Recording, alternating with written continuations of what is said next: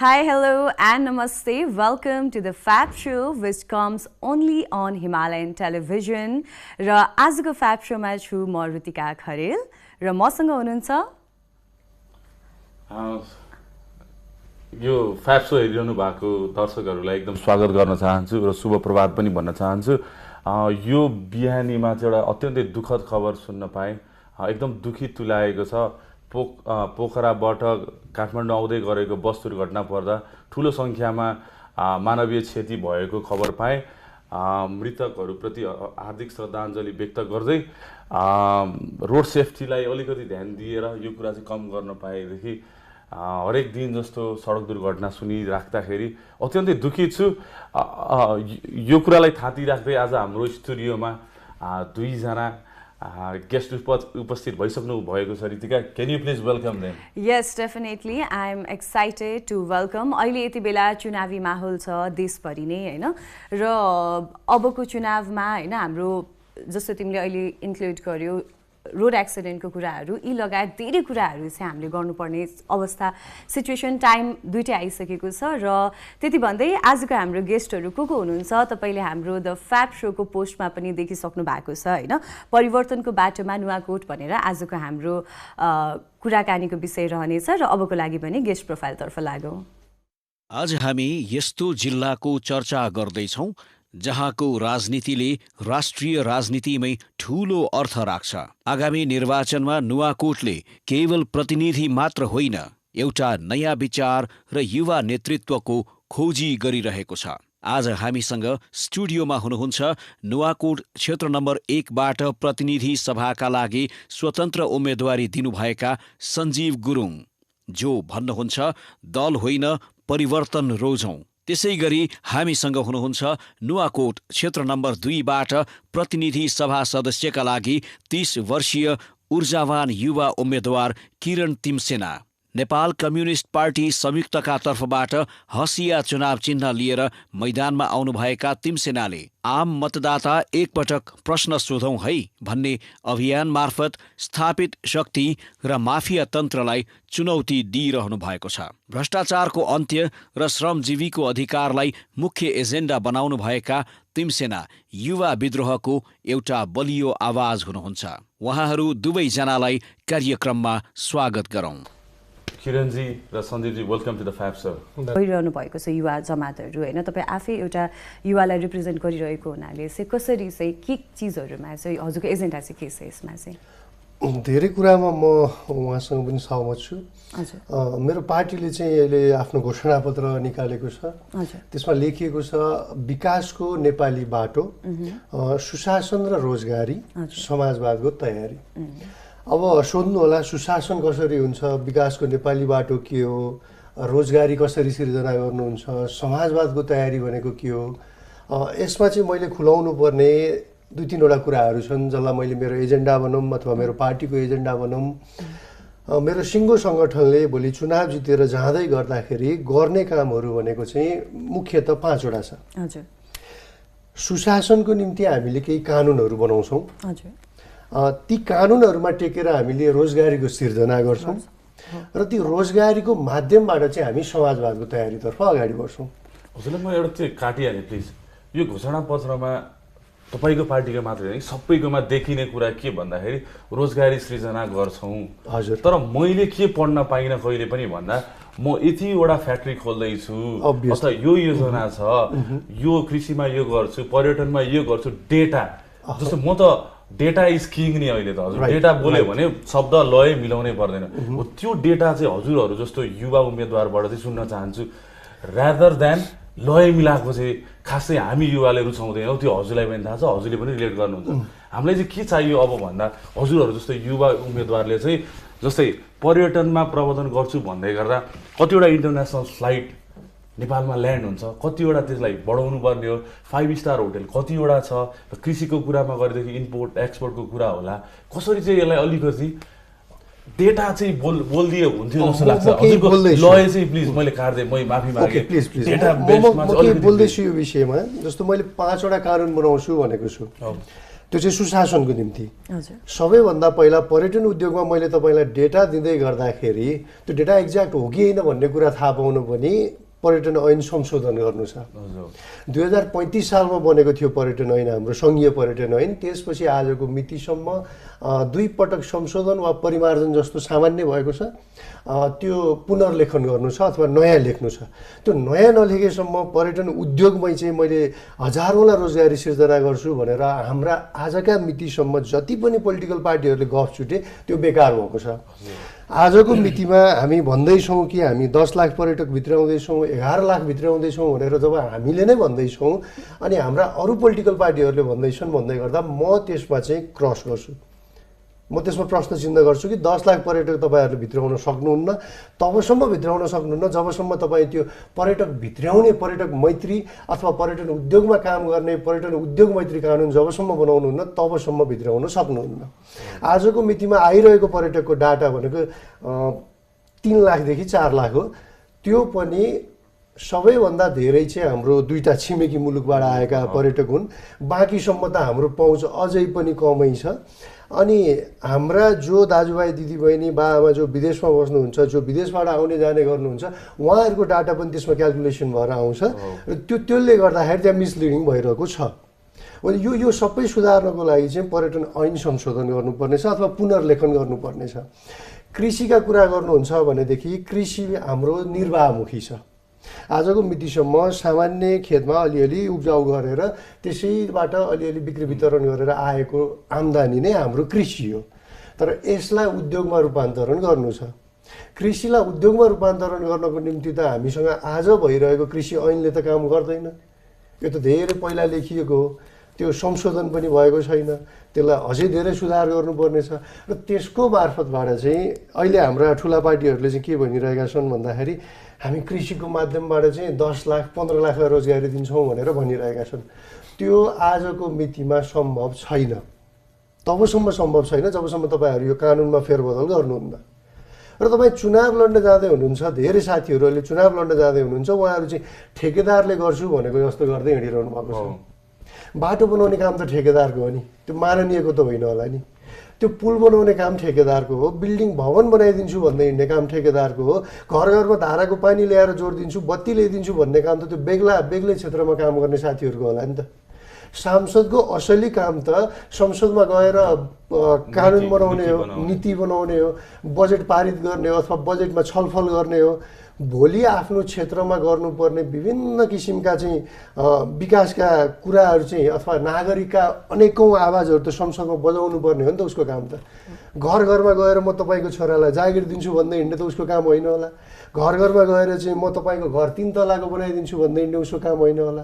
हो, मेरा एजेन्डा भनेका चाहिँ मैले 5 थरी कानुन बनाउँछु। एउटा पर्यटन ऐन बनाउँछु भनेको छु, अर्को कृषि ऐन बनाउँछु भनेको छु, ब्युरोक्रेसीलाई नागरिक मैत्री बनाउँछु भनेको छु। अनि स्टार्टअप मुखी हामी कहाँ अहिलेसम्म कानुन बलियो छैन। स्टार्टअप गर्ने साथीहरूको लागि सामान्य कुराहरूले अर्काउँछ। हरेक कार्यालयमा जानुहोस्, तपाईँको फाइल लगभग 30 चोटि घुम्छ, 30 चोटि घुम्दा तपाईँ पनि घुम्ने नै हो। त्यो फाइल पास भएर आउला नआउला त्यो कसैलाई पनि थाहा हुँदैन। किन त्यस्तो हुन्छ भन्दा बलियो कानुन छैन नि त त्यसको लागि। तपाईँ स्टार्टअप गर्छु भनेर हिँड्नुहुन्छ, तपाईँसँग क्षमता छ, तपाईँले पढ्नुभएको छ, तपाईँसँग डिग्री छ, काम गरेको अनुभव छ, तपाईँसँग एउटा सामान्य परियोजना छ, तर त्यो परियोजनाको लागि गर्ने लगानी छैन। लगानीको लागि ब्याङ्क धाउनुहुन्छ, ब्याङ्कले कोल्याट्रल माग्छ, कोल्याट्रल पनि तपाईँसँग छैन। र तपाईँले अन्तिममा गएर राज्य सत्ताको वरिपरि अब म कसरी पुग्छु त, कहाँबाट मैले यो परियोजना सञ्चालन गर्ने, कसरी मैले यो देशमा गरी खाने भनेर हिँड्दै गर्नुहुन्छ, ठक्कर खानुहुन्छ, यता घुम्नुहुन्छ उता घुम्नुहुन्छ। अन्तिममा तपाईँले के बुझ्नुहुन्छ भन्दा ओहो पर्याप्त कानुनै रहेनछ म जस्ताको लागि त। तपाईँले ठ्याक्कै त्यो बुझेको दिन चाहिँ मैले जस्तै महसुस गरेर होइन अब चाहिँ कानुनै बनाउनु पर्ने रहेछ बलियो भनेर चुनाव लड्न आउनुहुन्छ। म चाहिँ यो 52 घुस्सा 53 ठक्करे समाजमा खाइसकेर अनेकौँ हन्डर पाइसकेर अब भएन। एक त यी ठुला पार्टीहरूले कहिले पनि हामी जस्ता युवाहरूलाई ठाउँ पनि दिएनन्। हामी बोल्छौँ, सञ्जीवजीले भन्नुभएको जस्तै बोलीको सुनवाई हुँदैन। हामी यो कानुन बनाइदिए भनेर भन्छौँ, उहाँहरू टेर पुछर लाउनुहुन्न। हामी जस्ता युवाहरूको आवाज यो छ है, तपाईँहरूले संसदमा बोलिदिनुहोस्, यसको लागि नीति निर्माण गरिदिनुहोस् अथवा तपाईँहरूले यो कार्यान्वयन गरिदिनुहोस् भनेर भन्दै गर्दाखेरि चाहिँ हामी जस्ता युवाहरू कतिपय पार्टीबाट निष्कासित हुन्छौँ, कतिपय गलत त्याइन्छ, कतिपय के हुन्छ, यो अनेकौँ हन्डर खप्दा भएन। अब म जस्ता मेरै पार्टीमा भएका अथवा अरू पार्टीमा भएका सबै युवा साथीहरू सुतेर बसे, सबै सुते। त्यो विद्रोह गर्ने आँट पनि पलाएन साथीहरूमा, म चुनाव लड्छु भन्ने हिम्मत पनि भएन साथीहरूमा।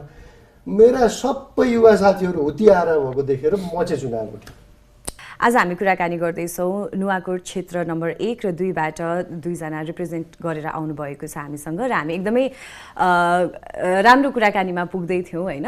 र अबको लागि मैले यहाँहरू दुवैजनालाई सोध्न चाहेँ, यहाँहरूको पृष्ठभूमि पनि फ्यामिली ब्याकग्राउन्ड पनि हजुरहरू पोलिटिकल ब्याकग्राउन्डबाटै आउनुहुन्छ होइन।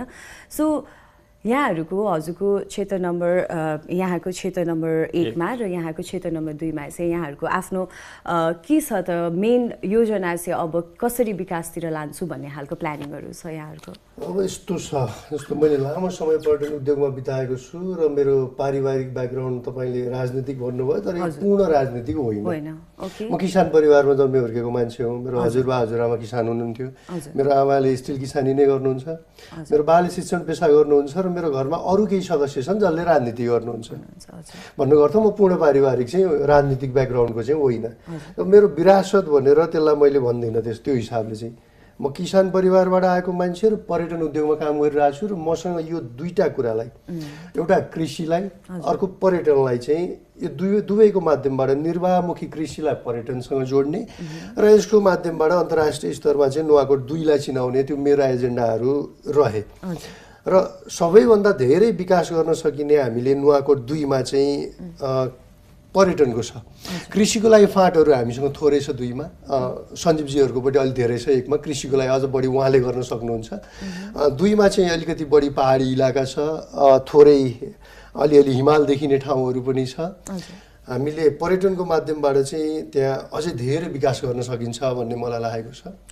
र अघि हाम्रो एउटा कुरो आइ नै हाल्यो, त्यो मैले कुरो जोड्नै पर्ने हुन्छ आइसकेपछि। अघि हाम्रो सञ्जीवजीले फेक रेस्क्युका कुराहरू उठाउनु भयो। अब पर्यटन उद्योगमा लामो समय काम गरिसकेपछि मैले यो कुरा चाहिँ केही चाहिँ खुलस्त पनि बनाइदिनु पर्ने हुन्छ। विगत लामो समयदेखि पर्यटन उद्योगमा भइरहेको श्रम शोषण, मजदुरमाथि भइरहेको श्रम शोषण र यो फेक रेस्क्युको विषयमा चाहिँ लामो समयदेखि मुद्दा उठाउँदै आएको व्यक्ति एउटा म पनि हुँ। मैले अनेकौँ पटक यी विषयमा आन्दोलनहरू गरेको छु। टुरिज्म बोर्ड घेर्न गएको छु म धेरै पटक, किनकि यो फेक रेस्क्युले गर्दाखेरि हामी विश्व स्तरमा बदनाम भयौँ, हाम्रो पर्यटन उद्योग बर्बाद भयो। यो बर्बाद गर्नेहरूलाई समातेर चाहिँ यिनीहरूलाई कानुनी कारबाही गर्नुपर्छ भनेर म अनेकौँ पटक चाहिँ आन्दोलनमा उभिएको छु। र यति बेला मलाई लाग्छ राज्यले जे गरेको छ सही गरेको छ। जसलाई समातेर थुनेको छ उहाँहरूको अब कानुनी उपचार केही होला। हाम्रो ऐनमा केही त्यस्तो व्यवस्था रहेछ भने कानुनी उपचार हुन्छ, रहेनछ भने पनि भोलि चाहिँ हामी त्यो व्यवस्था गर्नेछौँ। मैले अघि नै भने ऐनमा संशोधन गर्नु छ र त्यहाँ कारबाही चाहिँ गर्नुपर्ने हुन्छ। नत्र यो अन्तर्राष्ट्रिय स्तरमा चाहिँ हामी यति बदनाम गराइसकेको हाम्रो पर्यटन उद्योग चाहिँ हिजोको मितिमा सबैभन्दा बढी इमान्दार भनेर चिनिने नेपालीहरूलाई आज यिनीहरूकै कारणले चाहिँ सबैभन्दा बेइमान भनेर चिनिने स्थिति आएको छ। त्यसैले यो जो समातिएका छन् यी सबैलाई कानुनी कारबाही हुनैपर्छ। तर सत्य तथ्य जाँचबुझ गरेर चाहिँ हुनु पर्यो। यसै त फेरि कानुनी कारबाही गरेर पनि मिलेन। र अर्को भन्नुहुन्छ भने पर्यटन उद्योगकै सिलसिलामा मैले लामो समय नेपालका धेरै जिल्लाहरू घुमेँ। मैले अनेकौँ गाउँहरू यस्ता देखेँ जहाँ चाहिँ अब मान्छेहरू चाहिँ लगभग गाउँ छाडेर सहरतर्फ, त्यहाँबाट विदेशतर्फ र धेरै गाउँहरू खाली खाली भएको मैले भेटेको छु। यी खाली गाउँहरूलाई हामीले पुनः चाहिँ गुल्जार बनाउन सकिन्छ। यी ठाउँहरूलाई हामीले पर्यटकहरू आएर बस्ने केन्द्रको रूपमा निर्माण गर्न सकिन्छ। चाहे मेरै गाउँठाउँका अनेकौँ गाउँहरूका कुराहरू भए, चाहे अरू जिल्लाका गाउँहरूका कुराहरू भए, त्यहाँ हामी होमस्टेहरू चलाइदिन सक्छौँ। हामीले चाहिँ पेन्सनरहरूले आएर बस्ने वातावरण बनाइदिन सक्छौँ। हाम्रा युवा युवतीहरूलाई गएर केही समय 1 महिना 1.5 महिनाको त्यो भ्याकेसन टाइम उनीहरूले स्पेन्ड गर्न सक्ने वातावरण बनाइदिन सक्छौँ। लगायत अनेकौँ सम्भावना छन् हाम्रा गाउँठाउँहरूमा। र ठुलो सम्भावना भनेको हाम्रो त्यो सामान्य कृषि उपज जुन छ त्यो हाम्रो यही पर्यटन उद्योगले खपत गर्न सक्छ।